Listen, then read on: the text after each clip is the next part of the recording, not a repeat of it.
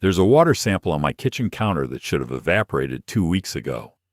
It hasn't lost a single millimeter of volume.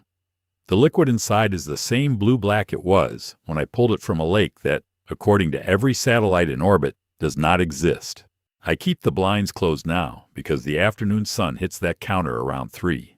And when light passes through the bottle at the right angle, the water moves. Not sloshes moves. A slow internal rotation, like something stirring in its sleep. It only does it when the light touches it. I've tested this 4 times, opening and closing the blinds, watching from across the room. Every time the sun hits the plastic, the liquid starts that slow, deliberate turn. I should pour it out. I should have poured it out the day the satellite imagery came back blank. But I can't make myself do it, and I'm not sure I can explain why in a way that makes sense to anyone who hasn't stood on that shore. The lake is real. I need you to understand that before anything else. I stood on its edge, measured its depth, drove a steel gauge spike into the rock at its waterline. I filed a federal verification report with photographs, GPS coordinates, and lab results. And 3 weeks later, every instrument above ground level says it was never there while a bottle of its water sits 6 feet from my stove, refusing to obey the laws of evaporation, turning in the light like it knows I'm watching. I verified a lake that doesn't exist on any map, and now the coordinates where it sat point to bare ridgeline, but a new dark patch has appeared on satellite imagery 1 mile closer to the road, 1 mile closer to town, 1 mile closer to me. To understand any of this, you need to know about the tip that sent me up there, and about the man who filed it. A man I shook hands with, rode in his truck with, accepted coffee from. A man who, as of last Tuesday, does not appear in any database maintained by any agency in this state. Not one record, not one trace. Like the systems themselves decided he was never real. Let me back up. The tip came through the civilian reporting portal at my office in late May. Someone named Harkin had submitted a geographic anomaly form, the kind we get maybe twice a year, usually from hunters or backcountry hikers who think they've found an unmapped spring or a stock pond missed on a survey. This one was different. Harkin claimed there was a lake, not a pond, not a seasonal melt pool, but a legitimate alpine lake at coordinates in the Elkhorn Range south of the Coldwater River drainage. Elevation 9,200 feet, approximately 4 surface acres. No outflow stream, no inlet either, which would make it hydrologically impossible at that elevation without snowpack, and the snowpack had been gone since April. My supervisor, Chris, pulled it up on the National Hydrography dataset. Nothing at those coordinates. Pulled up the Forest Service topo quads. Nothing. Checked satellite imagery going back to 1984. Bare terrain in every frame. Checked the state water rights database. No filing, no claim, no record of any water body at that location ever. He handed it to me because I was the new guy, and it was probably nothing. Drive up, confirm it's dry ground or a temporary puddle, file a negative verification, move on. He said it casually, the way you'd hand someone a parking ticket to file. I tried to find Harkin before I drove out. Standard procedure: follow up with the reporter, confirm coordinates. The phone number on the form was disconnected. The mailing address was a P.O. box in Vane, Montana, a town of maybe 20 people at the end of a dead-end road south of Alkali. No email provided. I ran his name through every database I had access to: property tax rolls, voter registration, Secretary of State's business registry. Nothing came back. The man who filed the report didn't appear to exist in any system I could reach. I should have flagged that. I should tell you why I didn't. Why I was too new and too desperate to prove myself in a landscape I barely understood. But that context comes later. What matters now is what I did next. I printed the coordinates, loaded my field pack, and drove south toward the Elkhorns on a Wednesday morning in early June. Alone. Without telling anyone that the man who'd sent me there was, by every metric I could find, nobody. The road south from Alkali turns to gravel after 6 miles, then to dirt after 12. I remember the sound of loose rock pinging off the undercarriage, the way the tree line thinned as elevation climbed, the radio cutting to static somewhere past mile 9. I remember feeling like I was driving out of range of something not just cell service, but something less definable, like the coverage area of ordinary life had a boundary, and I was crossing it. I didn't know Harkin would be waiting for me at the other end, or that the bottle currently sitting on my counter would be the only proof I'd ever have that what I found up there was real. The drive from my office took about 3.5 hours. I stopped once for gas in Bridger Flats, checked my GPS coordinates against the Forest Service road atlas I'd printed. The atlas showed a road running south from Vane along the Coldwater River, then branching into decommissioned logging tracks that climbed toward the wilderness boundary. The coordinates Harkin had provided sat about 2 miles past the last maintained road in a basin the topo map labeled as dry alpine meadow. I got to Vane around 11 in the morning. Vane isn't really a town. It's a scattering of houses along a gravel county road, a closed mine, and a small community hall with a flagpole out front. The Coldwater River runs through it fast and cold. I pulled into what passed for a general store, a converted house with a hand-painted sign and a cooler of bait on the porch. I was filling my water bottles from the spigot on the side of the building when a man came around the corner, tall, early 60s, wearing a canvas jacket washed so many times it was almost white. Angular face, weathered, patient. "You the water guy?" he said. Well, I hadn't told anyone in Vane I was coming. I was wearing an agency polo, but I'd been inside my truck until 30 seconds ago. "Yeah," I said. "Field hydrologist out of the state office." "Da Harkin." He extended his hand. I stared at him a beat too long. This was the man who didn't exist in any database, standing in front of me with calloused hands and a perfectly ordinary handshake. "I filed that report," he said, "about the lake up in the basin. Figured someone would come eventually." He smiled in a way that didn't reach his eyes. "Took you boys long enough." I told him I'd tried to call. He said the phone company had dropped service to his number billing error, never resolved. I told him I couldn't find him in the property records. He shrugged, said he'd been renting month to month from a rancher who probably hadn't filed anything with the county in 20 years. Each explanation small, plausible, ordinary. They stacked into a wall I accepted because I was new and wanted to get up the mountain and back before dark. He offered to drive me to the trailhead, said the road was rough past mile 6 and his truck had better clearance. I said no vehicle policy, but he insisted in that quiet way older men in rural places insist, where refusing twice costs you something social you can't name. So I moved my field kit into his F250, a battered rig with a cracked windshield and an empty dog kennel in the bed that still smelled like animal. I should give you the context I skipped earlier. 8 months before this, my position with a water development agency in East Texas had been cut in a reorganization. I'd been mapping aquifer recharge zones in pine country for 6 years, flat land, predictable water tables. When the job disappeared, the only lateral transfer that didn't require relocating to D.C. was a posting in Montana. I took it because I couldn't afford unemployment, and because my ex-wife had moved our son to a city 3 hours east with her new husband. At least I'd be in the same state for weekend visits. Montana is not Texas. The air is thin, the soil is thin, the tree line stops, and there's nothing but rock and wind that cuts through your jacket. 8 months in, and I still got winded above 7,000 feet. Still reached for water every 20 minutes like I was back in an East Texas August. I was a flatlander pretending at altitude, and Harkin seemed to know it. On the drive up, he told me about the lake. Found it 3 years ago while elk hunting. Wasn't on any map he'd seen. Said it was still unnaturally still, and there was a cabin on the north shore that looked lived in, though he'd never seen anyone. Smoke from the chimney sometimes, he said. Early morning, but never a person. I asked if he'd approached the cabin. Once. He kept his eyes on the road. Knocked. Nobody answered. Looked in the window. Food on the table. A plate, a cup. Steam coming off the cup. But nobody inside. One room. Nowhere to hide. He dropped me where the gravel ended. Pointed up a drainage to the northeast. Follow the creek bed about 40 minutes. Basin's at the top. Can't miss it.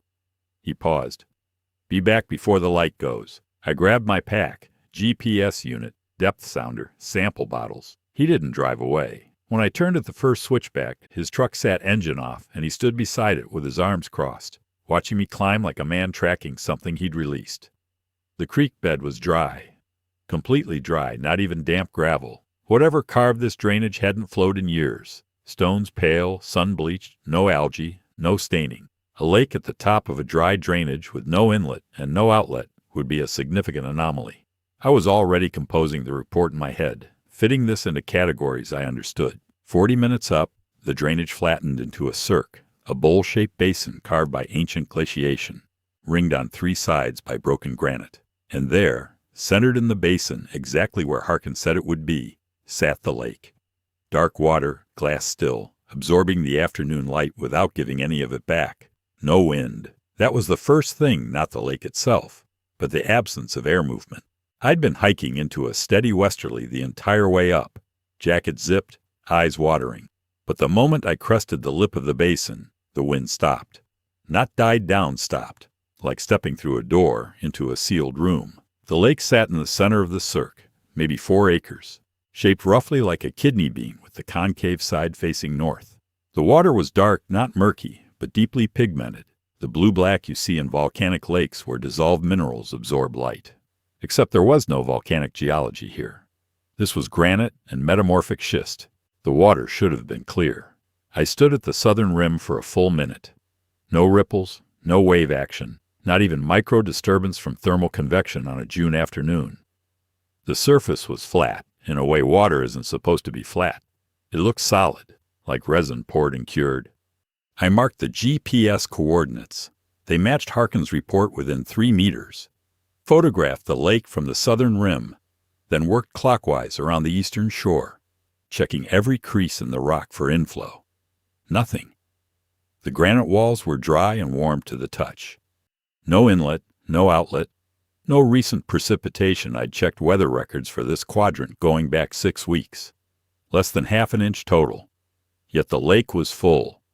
The waterline reached a consistent level with a faint mineral deposit marking a stable shore. This thing had been here a while. Halfway around the eastern shore, I saw the cabin. It sat on a flat bench of ground on the north side, 30 feet above the waterline. 1 room, maybe 12 by 16, built from logs gone silver gray. Stone chimney on the west end.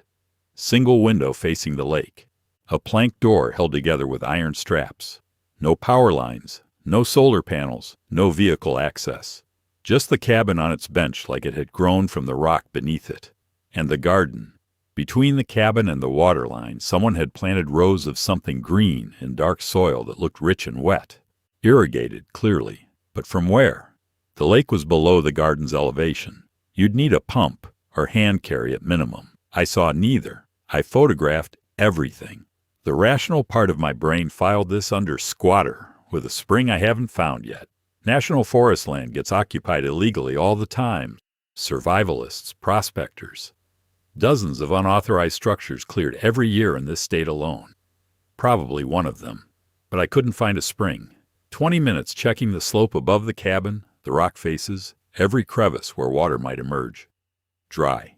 The only water in the basin was the lake, sitting 40 feet downhill from the garden, with no mechanical means of reaching the plants above it. I approached the cabin, knocked the sound flat, absorbed, like knocking on something much thicker than it looked. Called out, "Field survey. Anybody home?" Nothing. I pulled the leather strap and the door swung inward. 1 room, wooden cot, wool blanket folded at the foot, table with 1 chair, wood stove, shelf with canned goods, beans, peaches, condensed milk. A plate on the table with bread. A tin cup beside it. I touched the cup. Warm. Not hot like someone had poured coffee 10 minutes ago and walked away. The bread wasn't stale. I pressed my thumb into it and it gave softly, fresh. My mouth went completely dry. I tried to swallow and couldn't. I looked at the room again. Cot, stove, shelf. 1 window, 1 door. No crawl space, no attic, no closet. Nowhere for a person to be. And the wood stove was cold. No coals, no ash smell. Whatever warmed that cup hadn't come from this room. I left. Pulled the door shut. My jaw was clenched hard enough to ache. The occupant was out hunting, hiking. That's what I told myself. Normal explanation. I'd return another day, catch them home. File encroachment paperwork. I drove my gauge spike into a flat rock at the waterline on the eastern shore. Scratched the water level with my knife. If this lake was changing, I'd know. I hiked out before the light shifted. Harkin's truck was gone from the trailhead. I didn't go back for 9 days, partly because I had other fieldwork stream gauging stations that needed data loggers serviced, a well monitoring run 2 counties north, partly because I couldn't stop thinking about the warm cup and the empty room, and I didn't like what that feeling was doing to my sleep. I'm not someone who scares easy. I grew up in East Texas hunting feral hogs at night with a spotlight and a .308. I've walked drainage culverts and chest waders during flash flood warnings. But the cabin bothered me in a way I couldn't name, not fear exactly, but a wrongness that sat behind my sternum like a swallowed stone. I kept circling back to the bread. Fresh bread, soft to the touch, in a cabin 2 miles from the nearest road with no oven. The wood stove was cold. I'd checked. No coals, no ash smell, Nothing to indicate recent fire. So where did the bread come from? I told myself I was overthinking it. Flatbread can be made over a camp stove outside. Someone could have stepped out minutes before I arrived. Reasonable explanations.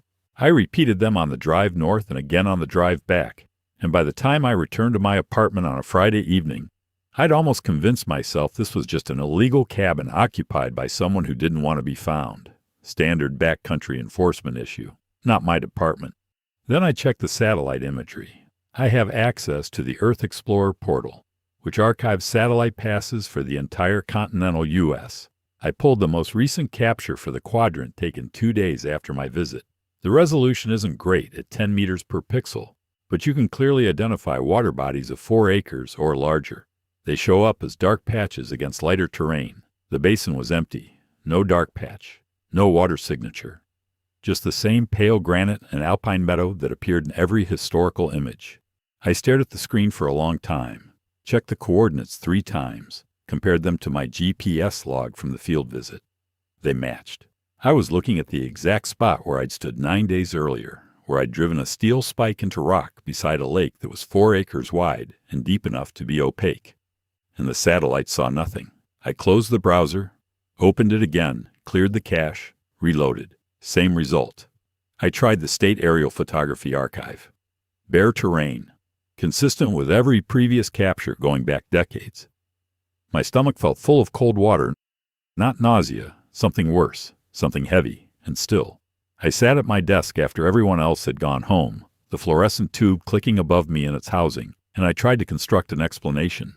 Cloud shadow, sensor error, wrong coordinates. But there were no clouds that day. The coordinates were correct. And I had photographs on my phone, time-stamped and geotagged, showing the lake clearly. The lake was real. I had been there. But no instrument above ground level could see it. I went back 9 days after my first visit. Saturday morning, early. Didn't tell anyone at the office. Drove my own truck, a personal decision, though I justified it by not wanting to log a government vehicle for an unofficial trip. The truth was simpler. I didn't want anyone tracking where I went. The drive to Vane felt different this time. Longer. The town was quiet when I passed through. No one at the mercantile. No trucks at the community hall. I didn't see Harkin. Didn't look for him. I parked where the gravel ended and hiked up the dry creek bed. Same route, same 40 minutes, same dead silent drainage. My boots crunched on bleached stone, and that was the only sound. When I crested the basin rim, the lake was there. Exactly as before. Dark water, glass still surface, the cabin on its northern bench. Garden still green. No smoke from the chimney. I went straight to my gauge spike on the eastern shore. The spike was still there, driven solid into the flat rock. The scratch mark I'd made was visible, a thin white line against gray granite.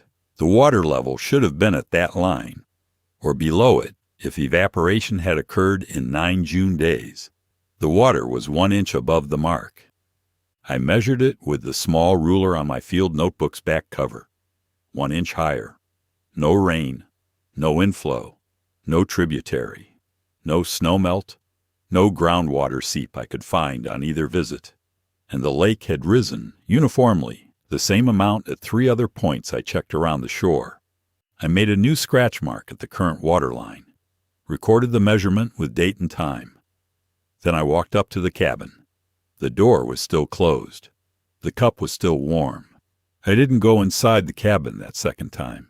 Stood at the door with my hand on the leather strap and couldn't make myself pull it. Something about knowing the cup would be warm again. Knowing it before I opened the door made entering feel less like investigation and more like acceptance. Like sitting down at someone's table uninvited and finding a place already set for you. Instead, I walked down to the garden. Up close, it was more organized than I'd expected from a squatter's plot. 6 rows, evenly spaced, running perpendicular to the slope. Potatoes in 2 rows, what looked like kale or collards in 2 more. And the last 2 held something I didn't recognize, a low spreading plant with dark green leaves and pale stems that caught the light in a way that made them look wet, even where no moisture sat on them. The soil between the rows was dark, almost black, and damp to the touch when I pressed my fingers into it. This is where I should have left. I know that now. But I was a hydrologist, and the water question was the one I couldn't release. Where was the irrigation coming from? The lake sat 40 feet below. No pump, no hose, no bucket system, no spring above. I'd checked twice. The soil was wet, the plants were thriving, and there was no source. I knelt at the downhill edge of the garden, where the planted rows met the natural slope leading to the lake. That's when I saw them. Channels. Thin lines in the soil, no wider than a pencil, running from the direction of the lake uphill toward the garden's lowest row. I followed one with my finger. It was wet inside, a thread of moisture visible in the dark earth. I followed another. Same thing. They ran parallel, evenly spaced, from the water line upward through maybe 30 feet of open ground and into the garden's edge. Water doesn't run uphill. I need to say that clearly because I keep trying to rationalize it even now. Water follows gravity. It moves from high elevation to low. That is not a theory or an interpretation. It is the most fundamental principle I built my career on. And these channels, narrow, deliberate, alive with moisture, ran from the lake uphill to the garden, against gravity, against everything I know to be true. I put my face close to the ground and watched. The movement was slow, barely visible, like watching the minute hand of a clock. But it was there, a slight darkening of the soil at the leading edge of each channel, advancing uphill by fractions of an inch while I watched. My vision narrowed. Not figuratively, the edges of my sight went gray for a moment, like a camera aperture closing down, and I had to put both hands flat on the ground to keep from tipping sideways. I stayed like that, palms in the dirt, breathing through my nose, until my peripheral vision came back. When I stood up, my hands were wet.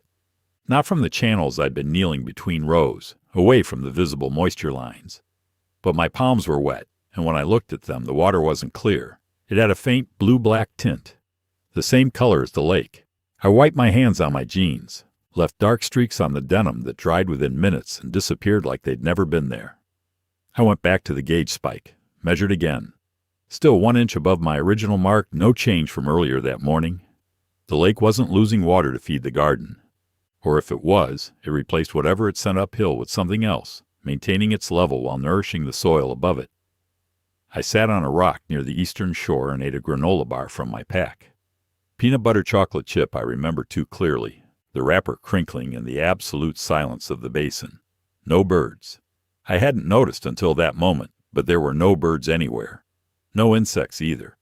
No mosquitoes, which at 9,200 feet in June should have been impossible. The basin was sterile, just rock, water, and the garden. I finished eating and looked at the lake. The surface was still that impossible flat, no wind, no ripple, no thermal movement. And I noticed something I'd missed before, maybe because the light was different now, lower in the afternoon. The lake wasn't reflecting the sky. The sky above was pale blue with scattered cirrus, but the surface was uniformly dark. No mirror image of the granite walls, just that deep blue-black, taking everything in and giving nothing back. I checked my phone. No signal expected at this elevation. But my GPS log showed I'd been in the basin for 4 hours. It felt like 90 minutes at most. I packed up and hiked out faster than I'd come in. The dry creek bed felt longer on the way down. On Monday, I filed my preliminary report. Kept it clinical anomalous water body confirmed at provided coordinates. No visible inlet or outlet, possible sealed basin perched aquifer. Further investigation recommended. I attached photographs, GPS logs, depth estimates based on opacity. I did not mention the cabin, did not mention the garden, did not mention the water rising 1 inch in 9 days, or the channels running uphill through the soil. I told myself this was professional discretion.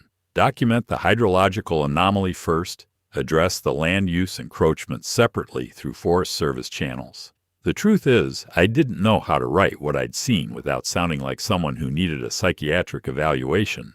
Uphill water flow isn't something you put in a government report unless you want your rating reconsidered. Chris glanced at my report and said it looked like a perched aquifer with unusual mineral content. Told me to schedule a follow-up with water sampling equipment, full chem panel, isotope analysis, maybe a bathymetric survey if access wasn't too difficult. Routine. He didn't ask about the cabin because I hadn't told him about it. 3 days later, Harkin called me. Not on my office line, on my cell phone. a number I hadn't given him. I was at my apartment making dinner, and the caller ID showed a Montana area code with no name attached. "How'd your visit go?" he asked. No introduction. His voice unhurried, slightly amused. "Fine," I said. "Lake's there. Going back for sampling." A pause. Then, "You see the garden?" I stood in my kitchen with a spatula in one hand, phone in the other, a pan of scrambled eggs going cold on the burner. "Yeah," I said. "I saw it. You see how it gets watered?" I turned off the stove. "How'd you get this number, Daw?" He didn't answer that. Instead, "I want to show you something. Old topo map I found in the County Historical Society archives. Shows that basin different than anything current. Can you come to Vane this weekend?" I should have said no. Should have asked again how he had my cell. Should have pushed on why a man with no records in any database had access to historical archives. But the map hooked me. A historical document showing the basin with water that would be evidence I could cite without explaining what I'd seen with the soil channels. Saturday morning I drove to Vane. Found Harkin at the Mercantile, sitting on the porch in a metal chair with a manila folder on his lap. He stood when I pulled up, smiled that same half smile, and handed me the folder. Inside was a photocopy of a federal topographic survey from 1911. The original quadrangle showed the drainage, the basin, and clearly marked with standard blue shading and contour lines a lake, labeled in small serif type, Harkin Lake. I looked up at him. "Family name," he said. "Goes back a ways. This is labeled, officially surveyed. Why isn't it in the modern data set?" He sat back down, crossed one ankle over his knee. "That's the question. Somebody took it out.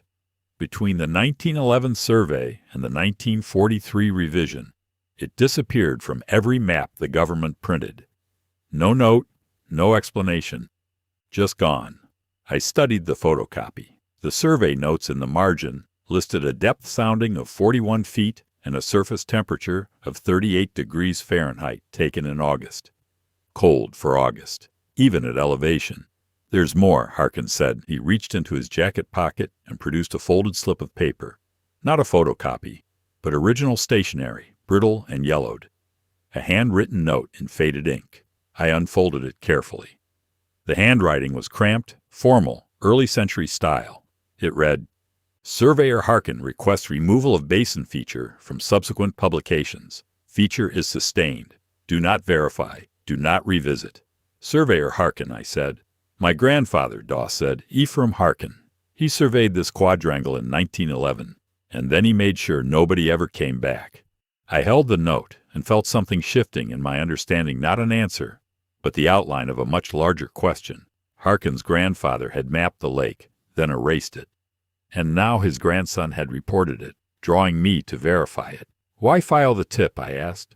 "If your family spent 100 years keeping this off the maps, why bring someone in now?" Harkin looked at the mountains. His expression shifted, the amusement gone, replaced by something heavier. "Because someone has to live there," he said. "And I'm getting too old." I didn't understand what he meant. Or I did, somewhere below the level of language, and refused to let it surface.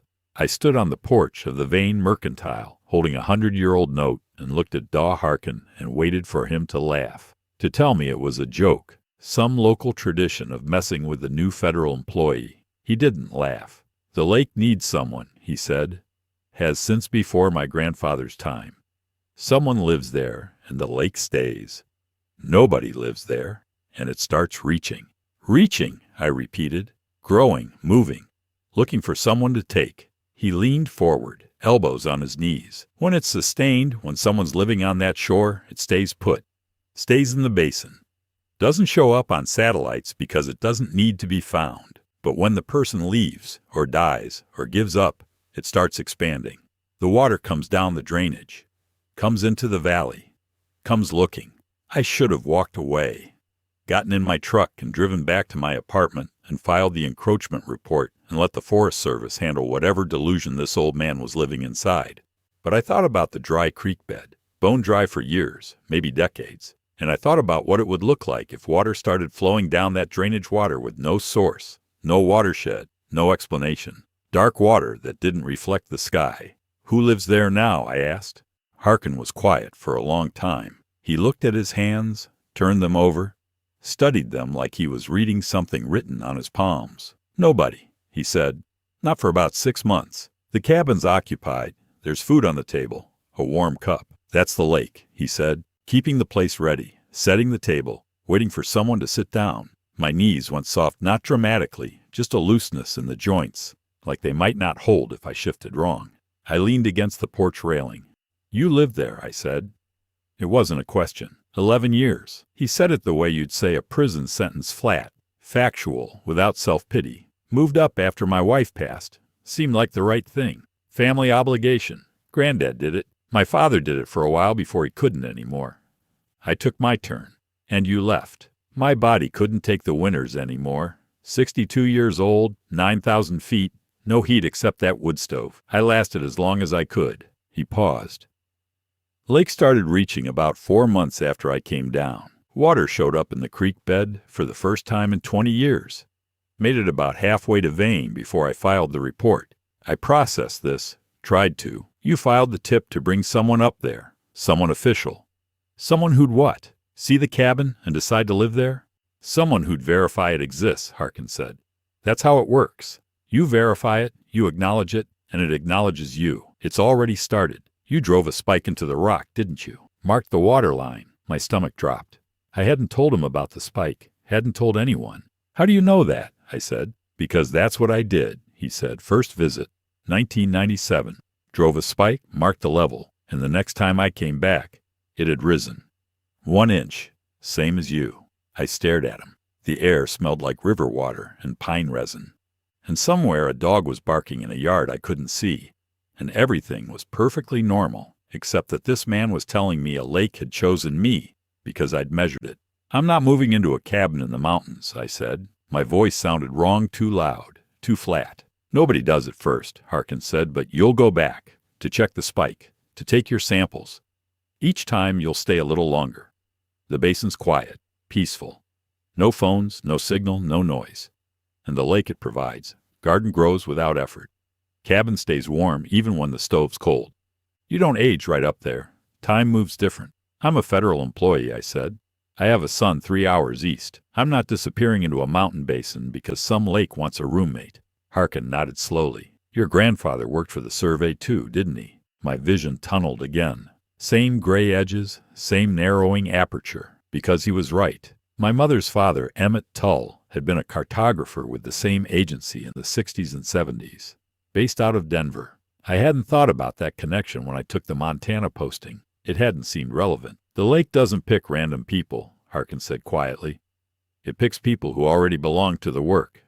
People whose families touch the maps." I left Vane without saying goodbye. Drove north with the windows down and the radio loud and my hands tight on the wheel. And I told myself I wasn't going back to that basin. I lasted 6 days. 6 days. That's how long I held out before I drove back. I want to be clear about my reasoning, because I've replayed it enough times to know how thin it sounds. I told myself it was professional obligation. I had a verified anomaly, an unmapped water body on federal land, and I needed water chemistry samples. My supervisor expected a follow-up. The sampling kit was already packed in my truck bed. This was my job. But that's not why I went. I went because the basin was the quietest place I'd ever been, and my apartment was not quiet. The upstairs neighbor's TV through the ceiling, traffic outside, the hum of my laptop running database queries. I couldn't stop myself from performing, searching for Emmett Tull in agency personnel records, for Harkin in the 1911 survey team rosters, for any reference to a lake removal between 1911 and 1943. I found Emmett Tull's name in a 1968 internal memo. He'd been part of a cartographic review panel that examined anomalous feature deletions across western quadrangles. One of the features reviewed was in the Coldwater Peak Quad. The memo's summary was one line. Feature deletion sustained per original surveyor request. No further action. Sustained. The same word from the 1911 note. Feature is sustained. And now Harkin using it. When someone's living on that shore, it stays sustained. The word kept appearing like a watermark under everything I looked at. The third visit was a Friday. I left at 5 in the morning, arrived at the trailhead by 8:30. Same dry creek bed, same 40-minute hike, same dead silence in the drainage. But this time, When I crested the basin rim, something was different. The lake was larger. Not dramatically, I wouldn't have noticed if I hadn't spent hours studying my photographs from the first 2 visits. But the southern shore had advanced. The rocks I'd walked along on my first visit, the ones at the basin's lip where I'd stood and observed it, 2 of them were now underwater, submerged by maybe 3 inches. The lake had grown toward the entrance to the basin, toward the way in. I went to my gauge spike, measured. 2 inches above my original mark. 1 inch above the mark I'd made on the second visit. Consistent, exact. 1 inch per visit, like something was keeping a very patient count. I collected my water samples. 4 bottles, 1 from the surface, 1 from a foot deep, 1 from the shoreline sediment, 1 from the soil near the garden's edge. I labeled each with coordinates, time, date, depth. My hands were steady. I focused on the mechanics because the work was something I understood, something with procedures and expected outcomes. The water in the bottles was blue-black against the clear plastic, darker than any natural freshwater sample I'd collected in 6 years of field work. I held one up to the sunlight and couldn't see through it, completely opaque at less than 2 inches of depth. I walked up to the cabin. This time, the door was open. Not ajar, fully open, swung inward against the interior wall. The plate on the table had fresh bread again. The cup was warm again. But there was something new. A second chair at the table. I was certain, absolutely certain, there had been 1 chair on my first visit. I'd noted it in my field book. 1 table, 1 chair, 1 plate, 1 cup. Now there were 2 chairs, and on the table, next to the original plate, sat a second plate. Empty, clean, waiting. I didn't go inside. Stood in the doorway with the sun on my back and felt my shoulders rise toward my ears, the muscles in my upper back locking rigid like a dog raising its hackles. My body was refusing this before my mind could form the words for why. The garden was more lush than 2 weeks prior. The unidentifiable plants in the last 2 rows had doubled in size, spreading, their pale stems thicker, leaves broader. And kneeling at the garden's lower edge, I confirmed what I'd feared. The capillary channels were wider now, finger width instead of pencil thin. The dark water moved through them with visible speed, the uphill flow apparent without pressing my face to the ground. I stayed 4 hours. On the hike out, I noticed the dry creek bed wasn't entirely dry anymore. At the very top, where the drainage met the basin's lip, there was a dark stain on the stones. Not flowing, just dampness. A seep. 1 finger reaching down toward the valley. I drove home with the sample bottles in a cooler on my passenger seat, and I didn't sleep that night at all. I sent the water samples to a state geology lab on Monday morning. Standard turnaround was 10 business days. I got a call on Wednesday, 3 days later, from a lab tech named Pruitt, who sounded confused. "These samples from a geothermal source?" he asked. "No. Alpine Lake, 9,200 feet. Elkhorn Range. Why? Because the mineral profile doesn't match anything in our reference set for that geology. We're seeing dissolved silicates at concentrations that would normally indicate deep geothermal origin, like hundreds of miles from the nearest thermal feature deep. But your collection site is nowhere near a known thermal system." He paused. I could hear papers shuffling. "Also, the isotope ratios are wrong." "Wrong how?" "The oxygen 18 to oxygen 16 ratio suggests this water hasn't been part of the atmospheric cycle in a very long time. We'd normally see this in fossil water deep aquifer reserves that have been sealed underground for thousands of years. But you collected this from a surface lake." I wrote this down. Fossil water. Thousands of years sealed underground, now sitting in a surface basin with no inlet and no outlet, rising 1 inch every time I visited. "One more thing," Pruitt said. "The 4th sample, the soil collection from the garden area, that came back with biological markers we can't identify. Organic compounds, definitely biological in origin, but they don't match any plant or microbial signature in our database. My supervisor wants to know if you can collect a larger soil sample for sequencing." I said I'd try. Hung up. Sat in my office chair and stared at the wall where a map of the state's watersheds was pinned. Major rivers in blue, drainage boundaries in red. I couldn't see the basin at this scale, but I knew where it was. Could feel it in my peripheral awareness, like something pulling at the corner of my attention when I wasn't focused elsewhere. I called in sick Thursday and Friday. Spent both days in my apartment running searches I couldn't explain to anyone. Emmett Tull, my grandfather, had died in 1984, the year I was born. I'd never met him. My mother rarely talked about him except to say he'd been quiet, distant, gone a lot for work. She'd grown up in Denver while he traveled the western states doing cartographic field work. He'd retired in 1979, 5 years before his death, and those last years were mostly blank in family memory. My mother said he'd spent them in Montana. She didn't know where exactly, hadn't visited. I found his name in one more document, an internal personnel file from 1974 that I accessed through a records request I probably shouldn't have had clearance for. The file noted a voluntary reassignment from the Cartographic Division to what was listed as Feature Maintenance Western Region. No description of duties, no supervisor listed. The reassignment was dated March 1974, and the file showed no further activity until his retirement in January 1979. Feature Maintenance. I kept turning the phrase over in my mind like a stone I couldn't put down. What feature? Maintained how? And why did a cartographer, a man who made maps, get reassigned to maintain something that had been deliberately removed from all maps? Saturday morning, I drove south without making a conscious decision to go. I was past the last exit on the interstate before I fully registered what I was doing: cruise control set, coffee in the cup holder, sampling kit in the back seat, because I'd never unpacked it. My body had made the choice while my mind was still constructing reasons not to. I didn't stop in Vane.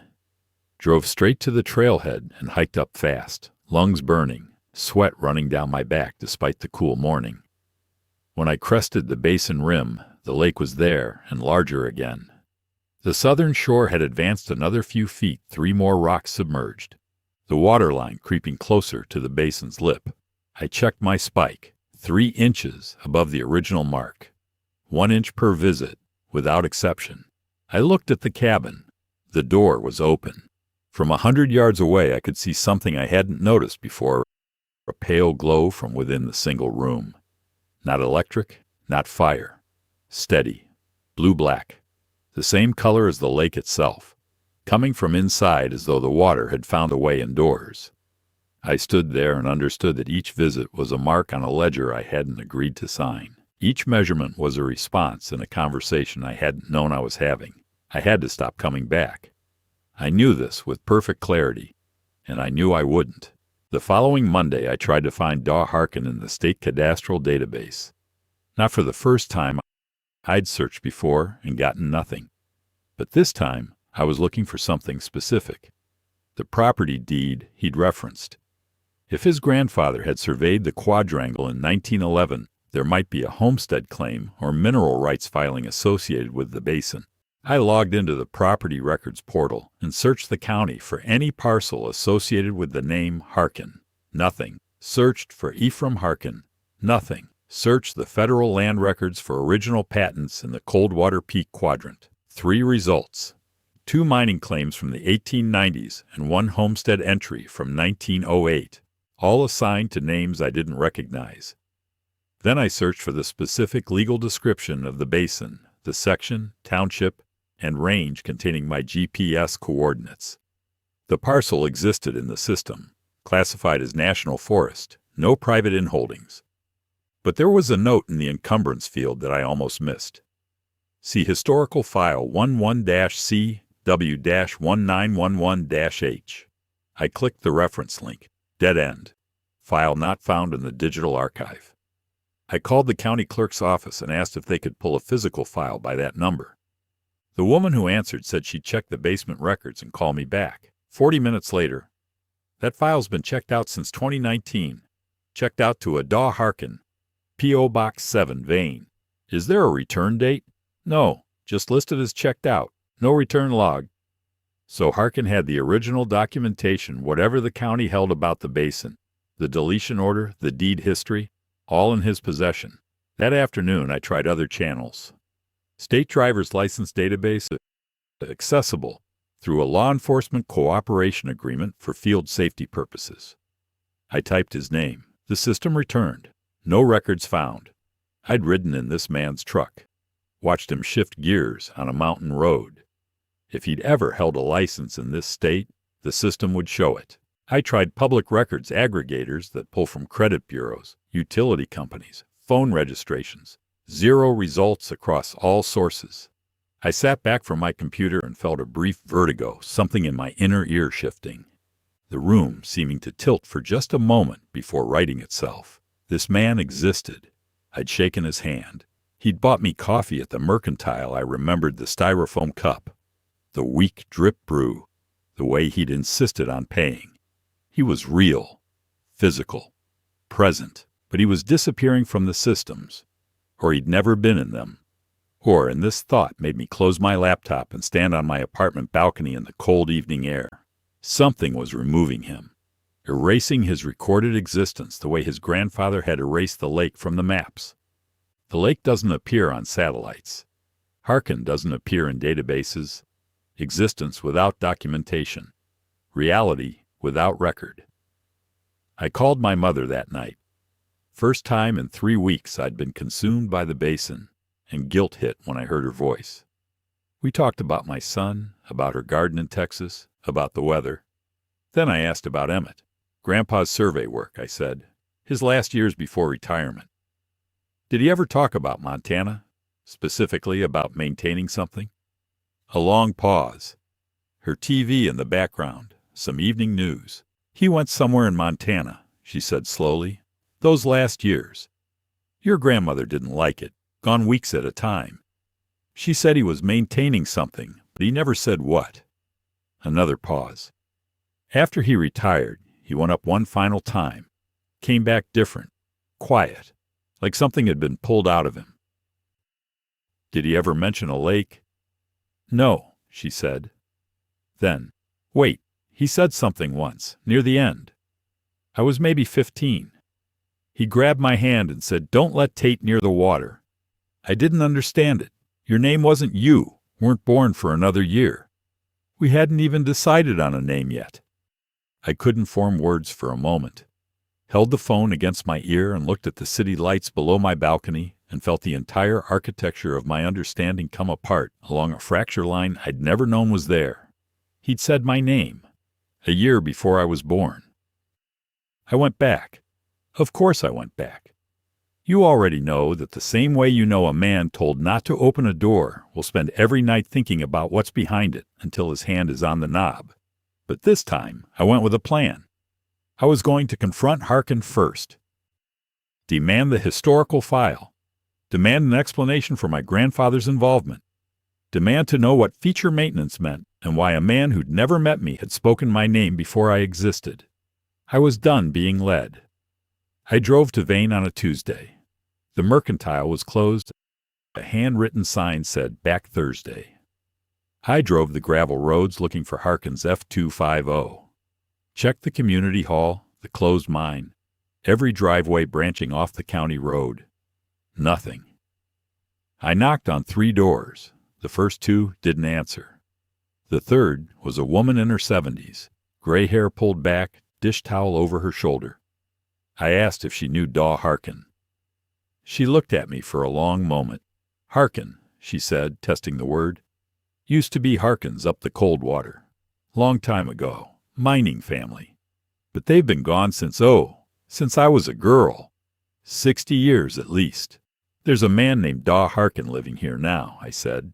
"Renting a place. Drives a tan F250. She shook her head slowly. "Honey, there's 12 households in Vane. I know every one. Nobody by that name." I walked back to my truck on legs that didn't feel entirely solid. 12 households, and she knew them all. The man who'd driven me to the trailhead handed me a century-old document on this very Mercantile porch. Didn't exist in this community either. Not in databases, not in living memory. Not anywhere that official or unofficial records could reach. I drove to the trailhead without deciding to. The road unspooled, and I followed it, past the last house, onto forest gravel, onto dirt, onto the wide spot where the road ended. The hike up felt shorter this time. The creek bed wasn't dry anymore, not flowing, but damp throughout. A continuous dark stain on the stones, moisture visible in the gravel, the lake's reach extending further down. Maybe 200 yards of dampness now, well into the drainage proper. When I crested the rim, the lake had grown noticeably. The southern shore sat within maybe 20 yards of where I stood at the basin's entrance. Rocks that had been dry ground on my first visit were fully submerged. I went to my spike. 4 inches above my original mark. 1 inch per visit, visit 5. The math was precise, aware, patient. The cabin door was open.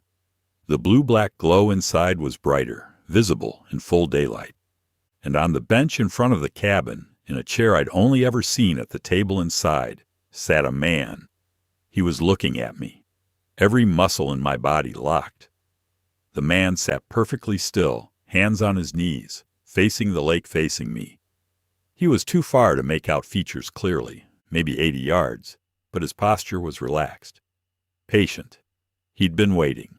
I stood there for a full minute, chest tight, breathing wrong, adrenaline making everything sharp-edged. Then the man raised one hand. Not a wave, a gesture, an invitation. I didn't go up. Took one step backward instead, then another. My heel hit a submerged rock and cold water splashed over my boot. The lake had reached the spot where I stood without my noticing. I looked down.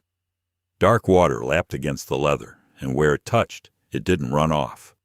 It adhered to the surface like oil, clinging. I pulled my foot back and scrambled up the basin's lip. Looked back. The man was still sitting there, still watching. From this angle, with different light, something about his shape didn't resolve correctly. His edges blurred into the air behind him, the way heat distortion warps a road in summer. I turned and went down the drainage faster than I've ever moved on a mountain. Slipped twice on the wet stones. The dampness in the creek bed was worse, actual pooling now in the low spots. Dark water collecting, more than seepage. The lake was coming down the mountain. I made it to my truck and drove without stopping until I hit the main highway. I filed my verification report the next day. Confirmed. Unmapped water body at the provided coordinates, 4+ surface acres, no inlet or outlet. Anomalous mineral composition consistent with deep fossil water. Recommended further investigation by a senior hydrologist and coordination with the Forest Service regarding an unauthorized structure on federal land. I attached photographs, GPS logs, lab results, signed my name, submitted. Then I waited. 3 days passed. Chris didn't mention it. I checked the portal the report showed as received, logged, assigned a file number. Normal workflow. I told myself it was in the system now, that other people would handle it, that I'd done my job and could step back. On the 4th day, I checked satellite imagery again. Pulled up the latest paths for the quadrant, captured the previous afternoon. Typed in my coordinates, the ones from my GPS log, the ones in the official report now sitting in the federal system. Bare ridgeline, no lake. Same empty terrain appearing in every image since 1984, but something else was different. I zoomed out slightly, scanning surrounding terrain. About 1 mile south of my coordinates, 1 mile closer to the road, closer to Vane, closer to the valley, there was a dark patch. Small, maybe 1 acre, but unmistakable in the data. A water body where none had ever appeared before. The lake had moved. Not grown from the original basin, moved. The original location still showed as dry, but a new signature had appeared downhill, in a shallow saddle between 2 ridges. A place with no drainage, no watershed, no geological reason for water to collect. I pulled up the previous week's satellite pass. The dark patch wasn't there. 2 weeks before, nothing. This was new. Appeared within the last 7 days, since my 5th visit, since my boot had touched the water and it had clung to the leather like it was trying to hold on. I had to set my phone down and press my palms flat on my desk because my fingers had gone numb from gripping it. Someone in the next cubicle was talking about a stream gauge installation. Normal sounds, normal Tuesday. And I was looking at evidence that a body of water was migrating down a mountainside toward a road. I checked my filed report, opened the portal, pulled up the file, reviewed the satellite imagery layer the system auto-linked to my coordinates. Bare terrain. and in the automated verification notes generated when the system cross-references field reports with remote sensing a single line. Unable to confirm reported feature via remote sensing. Flag for reassessment. The system was contradicting me. My photographs were attached. My lab results were in the file. But the satellite said nothing was there, and the flag meant my report would sit in a review queue until someone manually confirmed the feature, which required another field visit, which meant someone else would go up, or I would go again. I called the county clerk, asked about the historical file, 11-CW-1911-H, the one checked out to Harkin since 2019. Let me look that up again, she said. Keyboard clicks, a pause. I'm sorry, I'm not finding that file number in our system. You found it last week. You told me it was checked out. I'm looking at the registry right now, sir. There's no file with that number, no checkout record either. I was sure. I was looking at it in my notebook, 11-CW-1911-H, in my own handwriting from 5 days earlier. Can you check once more? I've checked twice. That file number doesn't exist in our system. Never has, according to the log. The file was gone, not returned erased, as though it had never been entered. The same way the lake didn't register on satellites. The same way Harkin didn't register in databases. The same way my grandfather's feature maintenance role had no description, no supervisor, no documentation of what he'd actually done for 5 years. Things were being removed. Records were being consumed. And the lake was 1 mile closer to the valley than it had been a week ago. I opened my employee profile on the internal portal. Standard page name, grade, duty station photo. I'd uploaded a headshot when I transferred, a picture from the previous Christmas. The photo was gone. In its place was a landscape image, dark water in a granite basin shot from the southern rim. My photograph. One of the images from my first field visit, pulled from my own report attachments. The lake was in my profile. Looking back at me from the space where my face used to be, I deleted the profile photo, uploaded a new headshot taken that morning in the office bathroom. Fluorescent light washing me out, dark circles under my eyes visible even in the small frame. It saved normally. I refreshed the page. My face. Refreshed again. Still there. I closed the laptop and left. Drove to my apartment. Sat in the parking lot for 20 minutes with the engine running because going inside felt like entering a space where I'd have to make a decision I wasn't ready to make. And I already knew what the decision was. The lake was moving.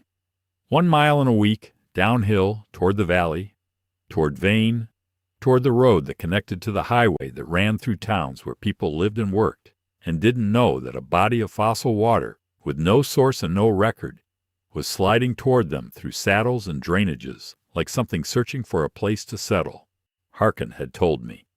When someone lives there, it stays put. When nobody lives there, it starts reaching, and nobody lived there. The figure I'd seen on the bench, if it was a man, if it was anything more than shape and suggestion, wasn't the same as someone choosing to remain. The lake needed a person, a real, documented, verifiable person who acknowledged it and stayed. I thought about my grandfather, Emmett Tull, cartographer turned feature maintenance. 5 years of trips to Montana that nobody in the family could account for.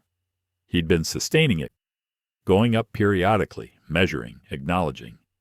Maybe not living on the shore full time, but visiting enough to keep the lake still, to keep it in the basin. And when he stopped, when he retired, and came home and said my name to my 15-year-old mother, and died the next year, someone else must have taken over. Harkin's father, maybe. Then Harkin himself, for 11 years. And now the chain was broken. Harkin was too old, or too gone, or too erased to continue. The lake was moving, and it had reached for the only mechanism it understood, the system that had documented it once and then agreed to forget. It generated a tip through the reporting portal, attached a name no database could verify, and waited for someone to come measure. Someone whose family had already been part of the work. I haven't been back to the basin. I need to say that clearly. It's been 3 weeks since my 5th visit. I haven't driven south. I haven't hiked the drainage. I haven't checked my gauge spike. I've been going to work, servicing gauges, running downloads, eating lunch at my desk, driving east on weekends to see my son. Normal life, gripped with both hands. But every few days I check the satellite imagery. The dark patch has moved again twice now since I last looked. It's no longer in the saddle south of the original basin. It's further down, lower elevation, in a crease of terrain just above the tree line. Closer to where the creek drainage meets the forest road, maybe half a mile from my trailhead parking spot. And the creek itself, I drove past the road crossing last Saturday without stopping, just slowed enough to look through the window. The gravel where the drainage passes under the road was dark and wet, stained outward onto the road surface in both directions, not flowing yet, just damp, present, reaching toward the pavement like fingers testing a threshold. I check my employee profile every morning. The photo has held my face, unchanged. But yesterday I noticed something in the administrative metadata of my personnel file. A field I don't have permission to edit, buried in the back end, labeled Assigned Feature. It's a legacy database field from the old paper system never used in the modern era, never populated for any active employee I've checked. Everyone's is blank. Mine reads 11-CW-1911-H, the file number that no longer exists in the county registry, the reference that's been erased from every system except apparently mine. It's attached to my name now, linking me to a feature that no satellite can image and no database will acknowledge. But that rises 1 inch every time someone stands on its shore and measures. I don't know what happens if I go back. I don't know what happens if I don't. Harkin said the lake provides warmth, food, silence, time that bends. He also said his grandfather spent the rest of his career making sure it stayed off every map in existence because some things shouldn't be verified, should just be sustained in silence by someone willing to sit at the table. My son has a game this Saturday, 3 hours east. I'm going to be there. I'm going to stand on the sideline with a camp chair and a thermos and watch him play and pretend I'm a man with a normal life and a government job and no body of ancient water calling my name from inside a mountain. But I checked the creek gauge downstream of Vane this morning. One eye service quarterly, been dry for 20 years, placeholder in the network. Last night it registered a reading, 0.3 cubic feet per second. Flow where there hasn't been flow in 2 decades. The lake is almost at the road. And my assigned feature field is still there every time I log in. My name, its number, and nothing between us but a few miles of gravel and whatever's left of my ability to not drive south. The sample bottle is still on my counter, still full, still turning in the afternoon light when I forget to close the blinds. I measured it again this morning with a ruler, same level, same volume, same slow rotation when the sun hits it. It hasn't evaporated. It won't. I think it's waiting for me to pour it back where it came from. And I think eventually I will.